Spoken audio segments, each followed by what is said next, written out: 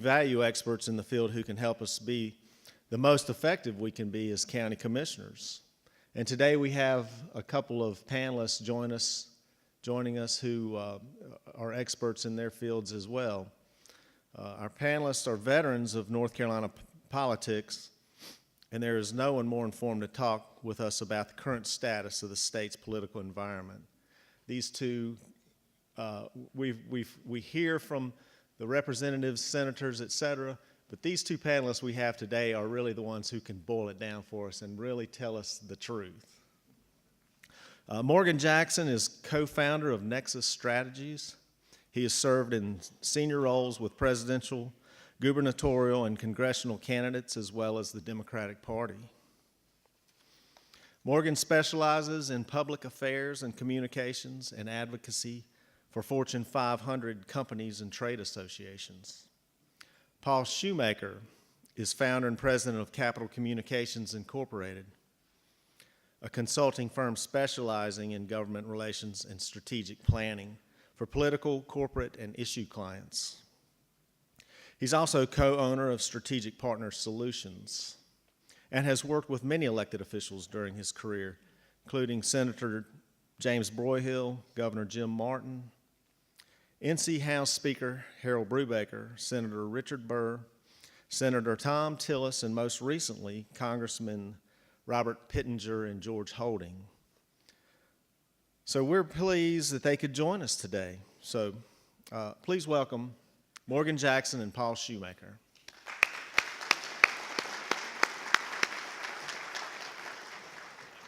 Good to see you. Thank you.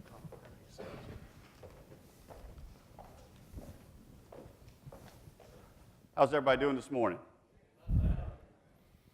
Well, now that you heard from politicians, as the commissioner said, they want us to tell you the truth up here this morning. We say that to a group of politicians. So Paul and I are glad to be here. I'll tell you, we do a lot of these things, and you will find, I know a lot of you are Democrats, a lot of you are Republicans. You'll find that Paul and I agree on more things than we disagree, often to the chagrin of our own parties, the way we see the world. I think the way they wanted us to do this is talk just for a few minutes. I'll say a few minutes, and he'll say a few minutes. Then what we really want to do is talk about what you guys want to talk about, and have a Q&A back and forth, and provide some of the insight into the topics that you like to talk about. I'd start off by saying that what a state we live in 2016. When you look at the electoral climate in 2016, it was a fascinating thing to watch. It was even more frenetic and fascinating to be involved. I know some of you may have been on the ballot in 2016, and it was an amazing thing. North Carolina became a truly top-tier state for the third cycle in a row, but cemented its status as a purple state. One of the few states in the nation where you had a Republican win the presidential race and a Democrat win the governor's race. We live, guys, in a truly purple state.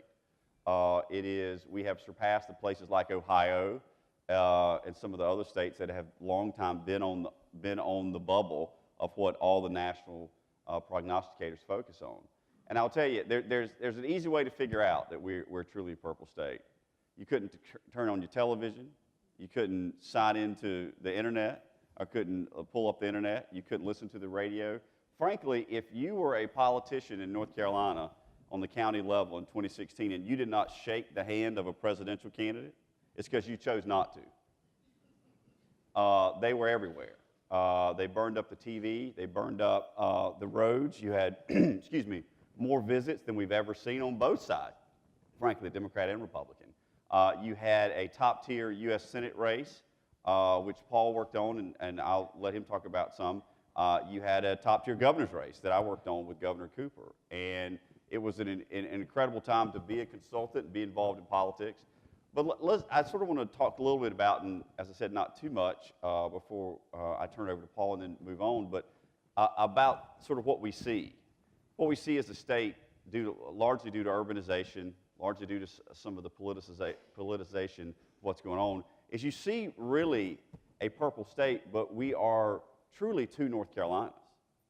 And as we look at things politically, as we look at things economically, a lot of this falls down the rural-urban divide. I'll give you some stats that I think are sort of fascinating. People like Paul and I spend a lot of time looking at numbers. And one of the things that is most fascinating to me is to look at the in-migration as well as the out-migration. I mean, the folks coming from out of state as well as the folks in state. I grew up in a rural area. I've been in Raleigh for 15 years. There are a lot of people very similar to that that grow up and go to college. They grow up in a rural area, go to college, and they move to where a lot of the jobs are, and they're in urban areas. And what you're seeing politically is that the urban areas are getting more and more and more Democratic. And at the same time, what you're seeing is a lot of rural areas, they're getting more and more and more Republican. And you're seeing this play out in the General Assembly. You're seeing this play out in a lot of the policies a lot of the fighting that's going on right now. I will tell you that one of the fascinating stats that I pay attention to is if you look at the difference with 2008 with Barack Obama when he was successful in winning North Carolina and winning the presidency, sort of a high watermark for Democrats up until that time. You compare it with Roy Cooper's 2016 election, where he was obviously successful in the governor's race. I don't think anybody could have predicted what I'm about to tell you, is that you take a county like Durham. Durham's a very Democratic county, has a very large population of African-American voters that are largely Democratic. In 2016, Roy Cooper did better in Durham, percentage-wise, than Barack Obama did in 2008. To show you the migration and the large population and how that works, but then I'm going to give you another stat that I think is equally as interesting. I grew up in Moore County, and I will tell you that as a Democrat, that was a frustrating place to grow up. Moore County has been one of those places that's been a Republican county for 40 years before it was cool. And so I'll say this about Randolph County, our next door neighbor. Randolph's a very rural county, very conservative, largely white, very, very little diversity, but is a very conservative county. Randolph County has been a Republican county for 60 years. But I bet you'd be surprised to know that Barack Obama did better in Randolph County in 2008 than Roy Cooper did in 2016. Which is a fact, but it shows the divide of which way our state is heading. Is that the urban areas, frankly, not only are they becoming more Democrat, they're getting deeper and deeper blue. And some of the rural areas are getting deeper and deeper red. And what this does, it translates into a lot of what you're seeing at the General Assembly and a lot of the sort of partisan divide. Due to the way the districts are currently drawn, is that basically, if you're a member of the House or you're a member of the Senate, whether you're a Democrat or whether you're a Republican, your only real fight is to get elected in the primary. You got to win the primary, and oftentimes, if you're a Democrat, that runs as far to the left as you can get. If you're a Republican, you got to run as far to the right as you can get. And generally, because the fall elections are really, out of a few districts, not very competitive, there's no incentive to move back towards the middle. There's no incentive to come to Raleigh when you sit across the aisle from folks and figure out a way to compromise. Frankly, oftentimes in your own party, again, and I'll say it for Democrats and Republicans, you get punished for compromising when you come to Raleigh. And so what's happening is Raleigh is beginning to look like Washington, D.C., which is what we don't want. But it's what's happening right now. Thank you. That may be a little bit better. But you're seeing the differences play out in the courts. You look at a lot of the laws that are being passed out of the General Assembly, and I'll tell you that some of the bad legislation, whether you're a Democrat or Republican, that's being passed, is because when you look at the makeup of the legislature, okay, you have the furthest, and Paul will give you some great stats on this because he's got a lot of research on this over the years, but right now, if you're a Republican in the legislature, you are largely, the Republican caucus of the legislature is further to the right than ever on the ideological scale than ever before in North Carolina history. And the Democratic caucus is further to the left than it's ever been in North Carolina history. And again, what I said, this comes back to there's no reason to compromise, there's no incentive, and there's oftentimes punishment. But what you end up sometimes, and I would say HB 2 is a great example of that, you end up with laws sometimes that are being passed that are a lot further to the right now because the Republicans control the General Assembly than the body of North Carolina is. Because as I said, as when I started this, North Carolina is a purple state. There is no question about it. Every national prognosticator will tell you that. Everybody local, Paul and I will tell you, we enjoy the fact it's a purple state. makes things more competitive. He and I do more business in times like this, which is what we're excited about. But so we head into the next few years of North Carolina remaining a purple state, urbanization continuing to be a big deal. A lot of the public policies that you're seeing play out in the legislature in trying to figure out, and the governor talked about it, Representative Bell talked about it. How do you continue to allow the urban areas, frankly, the sort of the golden goose of the North Carolina economy, to continue to prosper and prosper well? But at the same time, how do you bring prosperity back to rural areas like where I grew up and where a lot of you live? But those policies, unfortunately, sometimes get caught up in such a partisan divide because of the fact that you are, as I talked about a minute ago, is that politically and economically, they're mirroring each other. And so you end up with policies that sometimes are aimed at the cities and aimed at the urban areas to reduce their influence and try to sort of rob from Peter to pay Paul. And whether that's a good policy or not, I think different economists have different opinions. But you're starting to see that play out. You saw it play out with some of the sales tax. You're starting to see it talked about with some of the JDIG and the economic development grant money this cycle. So I think for county commissioners, that's the thing you are going to continue to see. I think what's also going to happen in the next few years after redistricting, first of all, you're going to have a new set of legislative maps very likely in 2018 that are going to be hopefully more competitive. The courts have now struck them down several times, and they've redrawn and they've struck them down again. And so it's going to be interesting to see what that looks like. But you're at a time when North Carolina is very politically divided. There are two North Carolinas, just like there are two Americas. You've got a very divisive sort of set of politics that are going on at the national level, and unfortunately that's seeped into North Carolina. And so I'd tell you all to continue to pay attention. We want to talk to you about it today. I want to turn it over to Paul now because I've gone on too long. But I want to thank you for being here and thank you for what you do. I will tell you, you do have a great group of folks down at the General Assembly, and they do you a lot of good. But having you all here is critically important to pushing the legislatures when they see you in their building. But stay in communication with them as you do. Stay when they're back home, not just on lobby day and things like that. It's the most important way to make a difference. And so I want to thank you for taking time out of your schedules and your work and your family to come up and spend a couple of days in Raleigh with everybody. Thank you, Morgan. I'm going to hit on a few points, and then we're going to turn. I'm going to hit on a few points, and then we're going to open this up to question and answers and everything. And I've got a 30-plus year footprint in North Carolina politics, and Morgan and I are in a minority.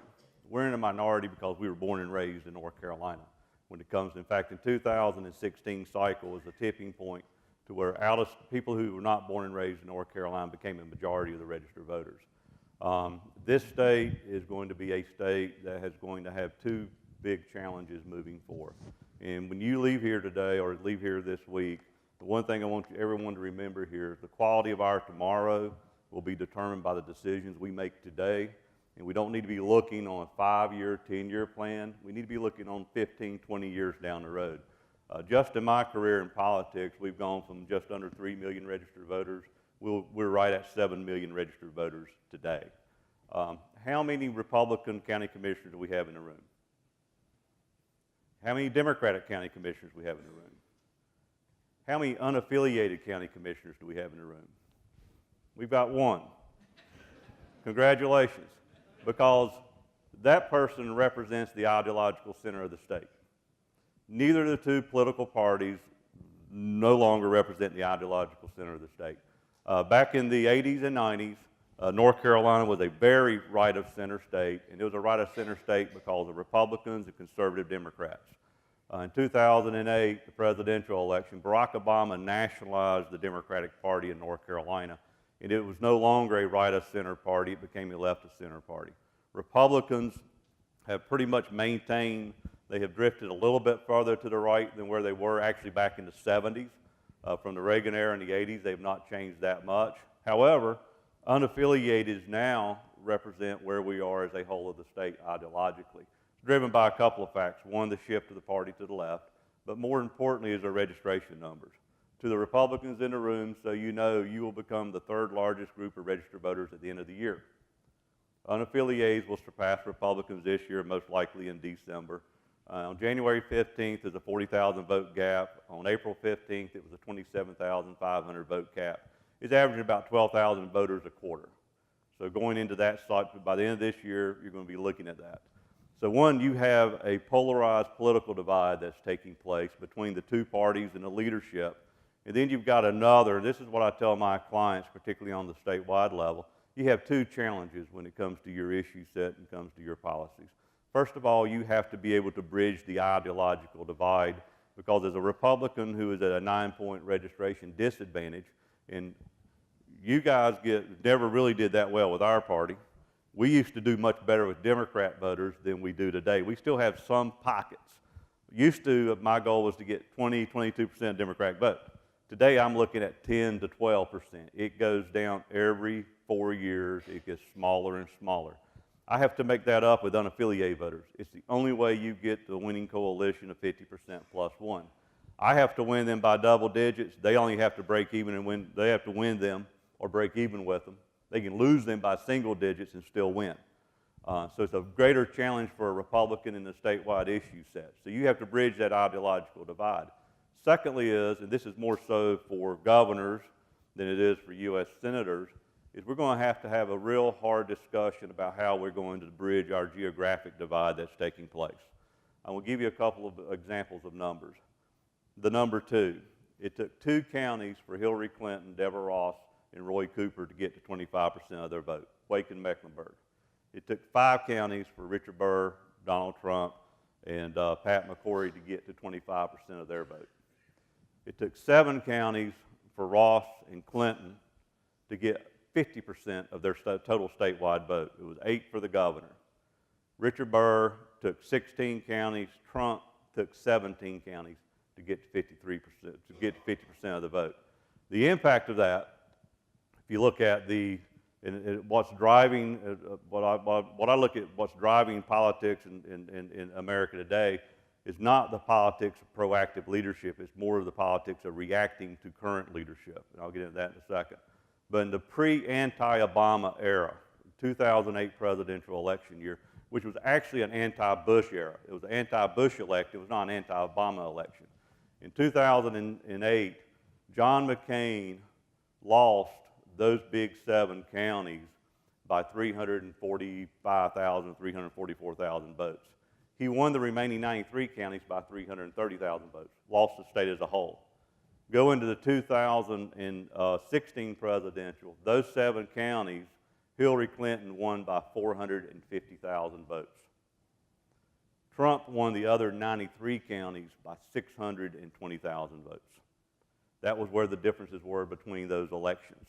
The vote for Trump was driven not just from a policy standpoint on economics, it was also driven by the anti-Obama era vote. In the last 4 election cycles, Republicans have benefited by the anti-Obama vote. In fact, I was telling Morgan earlier, the only, this is a message for Republicans in the room, the only Democrat to survive the Obama era was Barack Obama. Okay? More Democratic legislatures were lost, more Democratic governors' mansions were lost, more Democratic seats in Congress were lost. More seats in Congress was lost under Obama for Democrats than were lost by Republicans under Nixon and Watergate. Okay? We're now entering into an anti-Trump era. And how you navigate that and how you develop strategies around that if you're a Republican is going to be critical to your success. Because here's the last theory that I'll leave you with. And we always hear of the political pundits, they talk about the establishment versus the anti-establishment.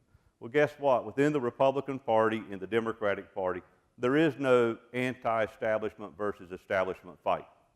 What that fight is about is who has power and who doesn't have power. All right? That's what that's about, because once the group that's out of power wins power, they become the establishment. All right? The only true anti-establishment voter out there is the unaffiliated voter. They chose not to pick sides. And when you do focus groups with these voters, when you look at their issue sets, when you talk to these voters and what they care about, understand first and foremost, they don't care about politics.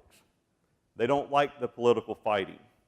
What motivates them is solutions to public policy problems, So then look at the issue of health care. Health care started out as access and quality. It became an economic issue, which benefited Republicans. Now, moving forth, Republicans own the health care issue.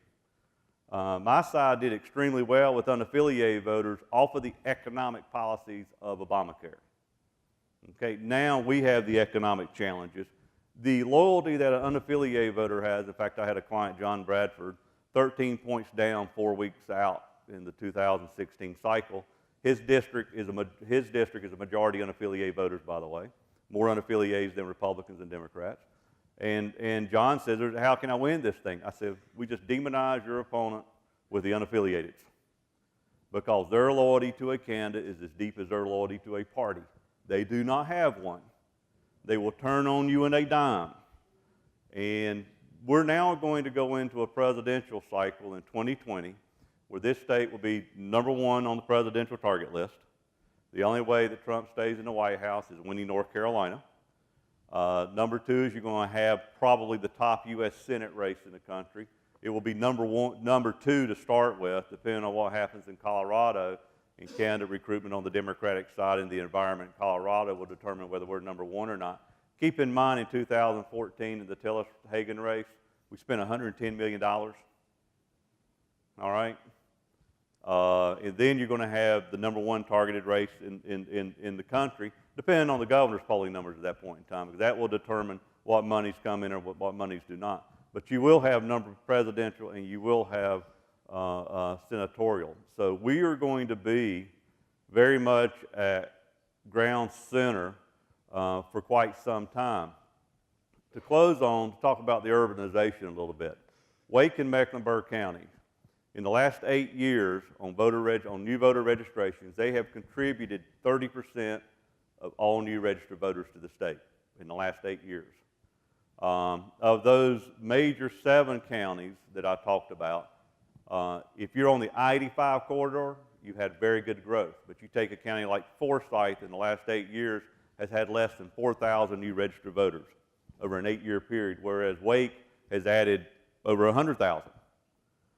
You're going to see a consolidation, not just and this is not that far away, in the next 13 years, actually say 14, in the 2031 cycle, you will have a consolidation of the power in the legislature. Is going to be urban-based I-85 corridor.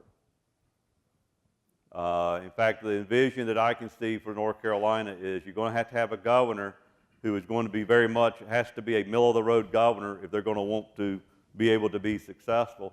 You may have a very partisan, left-leaning legislature that he may have to be a balance to, or she may have to, very, very well will be a she. And then you're going to have rural areas that are going to be very red, very conservative, and are going to have a whole new, unique set of challenges, but their political power is going to be greatly diminished inside the halls of the legislature.